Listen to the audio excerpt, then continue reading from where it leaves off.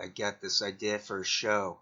I go through all my Joe Rogan stuff and just put together a compilation video on reasons he should be canceled. That should do well. But before that, I've got a few things, a few items to share. The people who are going with the clickbait for the Rogan stuff, just fast forward to the time. I'll throw that into the description box. Say go to such and such time, and there's your Joe Rogan crap. I hope you appreciate it, you ingrates. Here's Shanda triggering redneckonomics. Watch for the phrase "in on it." Women on the panel. Yay! Allie, we're so excited to have you at Roar. I know you're just going to hit the moon doing amazing things. And Joy and Stevie, you guys are already rocking it. So thank you guys so much for coming on board with Roar. And what am I doing? Let's see. Tomorrow I will be in studio with Heartlands Media filming a segment for Friday. And then I have another interview tomorrow afternoon with Hunter Boyce. He is our man on the street in Minneapolis. Or Minnesota, yeah, Minneapolis, right? He's going to come talk to us about the whole Wall Street bets because he's in on it. He's got a bunch of money in there. So he's going to give us his impression of what is going on. And then Friday, we've got a couple of shows lined up. Hopefully we have a new one in the pike, but we don't know for sure. And of course, then Amber King will have a brave new future. And then Beauty and the Boomer on Saturday. Beauty and the Boomer on Saturday. What Yeah, else are we missing, Oz? we're looking forward to that one. Again, we're gonna head out of there. And I picked out And the other thingy I wanted to share today before getting to the mailed in Rogan part of it. Although that's not really going to be mailed in, I have to go through a lot of stuff. It's going to be time consuming. I have to edit and figure out the times where I might want to add in what I said. It's a project. So the second thing is just here's Graham Elwood having on Jason Burmas from InfoWars, tied to InfoWars. And Burmas is plugging Tim Pool and Luke Rudkowski. There you have it. They're all linked. Graham Elwood, the whiny man, he's supposed to be representing the far left, the true left, whatever. Yet here he is plugging alt-right garbage. That doesn't make sense. That doesn't add up. And that's that. For those of you who don't know, Monday night, February 1st, YouTube demonetized my entire channel. I cannot make money on ads. They took the ads off my whole back catalog of videos, which is somewhere in the neighborhood of 2,500 videos, I think. I can't make money off the super chats or YouTube Red, nothing. And they're doing this. And as of today, which is Wednesday the 3rd, another 5 or 6 channels have gotten demonetized. Convo Couch, a bunch of Status Quo, a bunch of other ones have all been taken down. I think it's good. I think censorship's a good thing. I'm glad. I'm happy. I'm happy. I was like, America might have a little too much democracy. Let's take some away and give it to the corporate overlords. But so you've had this happen to you for a while, right? And it's one of the reasons we all got on Rockfin. I mean, I got on when they approached me a year and a half, almost 2 years ago. You've been on for a while. So walk us through how YouTube, has give us the sort of the timeline of it. And I'll say this, and I'm sure you agree.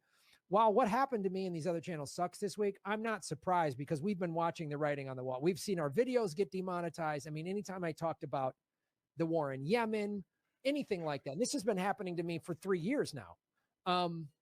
So this was just sort of like an unfortunate eventuality. So anyway, Jason, thanks for taking time to come on the show, man. And tell everybody how it went down for you and what you've been doing since. So thank you for having me. First of all, welcome to the party. None of this is new. So my channel, this channel that I have, which is over 13 years old. Okay. First of all, it wasn't monetized for the longest time and has now been demonetized 11 months. But this is a bigger thing because we're all going to get deplatformed soon. Okay. Let me just tell you, none of this censorship is new at all. This was happening to me back in 2007, 2008. I think the Rogan stuff is going to be pretty good. This should be good. And here we go. Here's where it's going to start right now.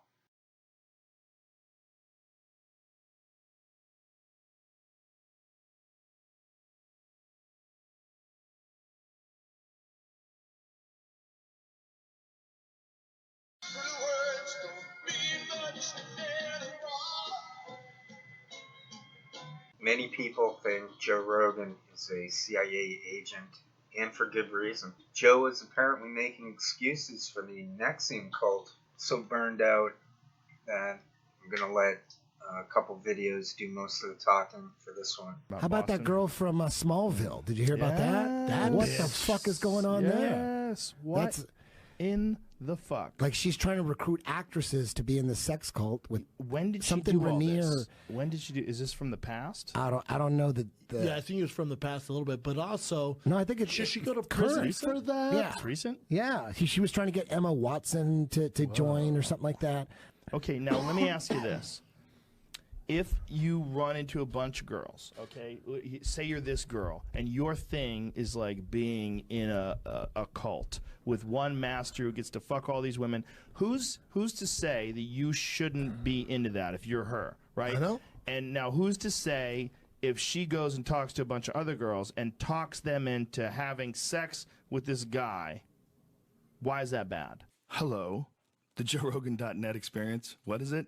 Whatever the fuck I call it. You know what you're listening to. The Joe Rogan experience is sponsored by the Fleshlight, the #1 adult toy for men. I use it myself. I recommend it. The Joe Rogan experience. Yeah, my girl's back. You got rid of that scary fake black guy. We had a guy that was doing the Joe Rogan experience, that voice, but it was a white guy that sounded like a black guy. You could tell it wasn't really a black guy. Oh, right. You know what I'm saying? Yeah. It was a white robot that's sounding black, too. Freddie Lockhart has joined us, ladies and gentlemen. My man, Freddie. Freddie and I go back to when Freddie was fucking cover booth man at the goddamn Comedy Store. 20 years old and dreadlocked. Back in the days, Freddie was trying to make it happen out here in L.A., a fresh-faced young boy, and we became friends, and we've been friends ever since. That was fun times, man. That it was. Now look at me now. I'm an old man. Freddie is one of those, you know that he's got some black in him, but how much? How much? What's going on here? Are you asking me to strip Joe Rogan right now? What are you? Dad's black, mom's white. Standard issue, pretty much. Powerful combination genetic-wise, right? Yeah, absolutely. I'll go One of the strongest combinations of all time. I would say so. Yeah, you get the body of the black man, and then you get the mind of the white man all together in some strange combination.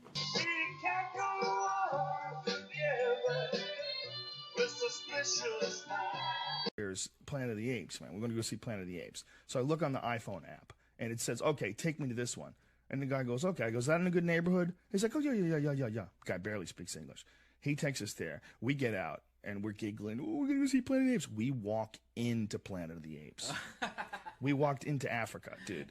We walked in the door, and there was no white people. There was no white people. I love the just rules that are made up that are ridiculous. It's like, oh, you're a racist. I can't be a racist. Right.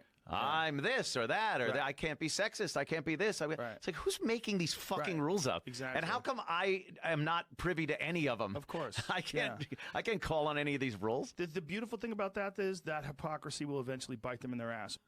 Great. Okay, well, good fucking luck. Good luck cutting out half the population. Don't trust them. How about trust all women? You going to do that? Well, great. Congratulations, because you got about 15 to 20% cunts. Did you get along with Rogan? No. I hated him. He was so mean. He would make the ladies cry. We're friends now. Well, he was just what's it called? A misogynist, a masochist. He was a lady hater. What's that word? Misogynist. Misogynist. He just, and I think maybe still is, I don't know. But he would get down on me in front of the NBC executives. You're high right now, Dick. You fucking freak. If you just went out in your train and you smoked pie, you fucker. He's high right now. In front of, like, the NBC executives, and I was close to tears. Clearly, this is before his foray into pot. That's the irony of the whole fucking thing. Has he apologized to you for that? No, but I'm doing his podcast soon, so he we're friends now. Yeah, and I need him to apologize. I really do, because it was very upsetting. I dreaded going to work because of him.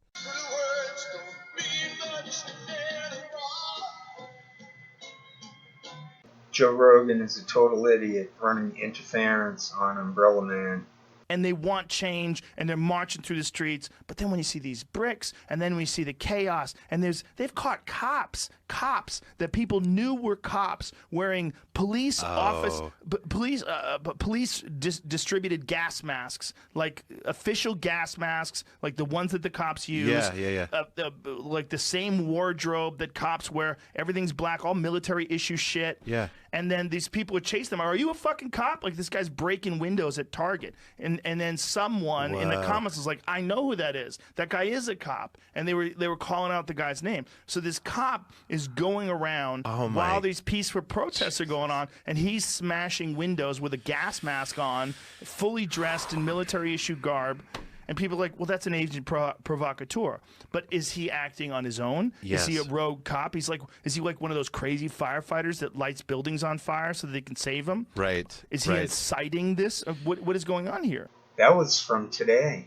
Why'd he make so many stupid mistakes? A lot of this stuff sounds familiar. Let's go to the Snowden documents.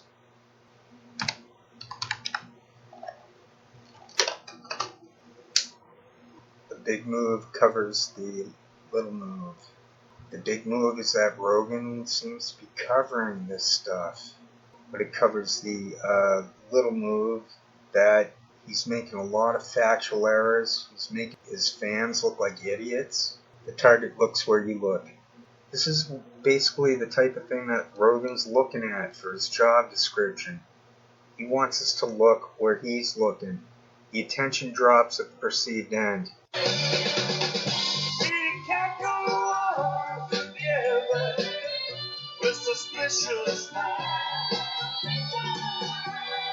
This Joe Rogan thing is very confusing. I can't figure out who Jessica Rogan is. Are there two Jessica Rogans? Could it somehow be the same person? They seem very different. This is reminding me of a certain shtick by an American actor named Vinnie Barbarino. Look at you. You are a disgrace to County General. If you're going to be working on my floor, you're going to look like an orderly. Now button that shirt. Tie your shoelaces. Fix your collar. Pull up your socks. And fix that hair. I'm so confused.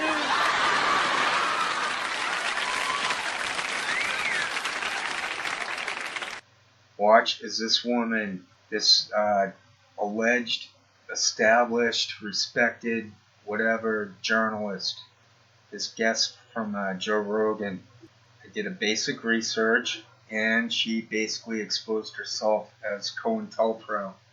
She wrote a book on Area 51. I found a clip from CBS. She exposes herself. Let's get to it. This is just, this is a service that I provide. I speak the truth. Check out how this paid fake who goes on Joe Rogan, who shilled for the CIA. Watch how she peddled out some nonsense. And she admitted to it. She basically trolled herself. She's the kook. They're the nut jobs. They're the trolls. To most of the world, Area 51 is famously known for the alien conspiracy theory that involves a UFO that crashed in Roswell, New Mexico. Jacobson cites an anonymous source who gave her a surprising explanation. A flying disc really did crash in New Mexico, and then it did wind up at Area 51. It did not come from Mars, it came from Russia. And Jacobson's source claims there were pilots in that flying disc, not aliens, but Russians. And this is the information that came to me from the source who I absolutely believe, I stand by. I've spoken with him since the book has been published. And what he said was that the child-size aviators had been the byproduct of this horrific human experimentation program by Stalin in collaboration with the doctor from Auschwitz, Dr. Joseph Mengele. And eventually, my source told me, we chose to do the same thing.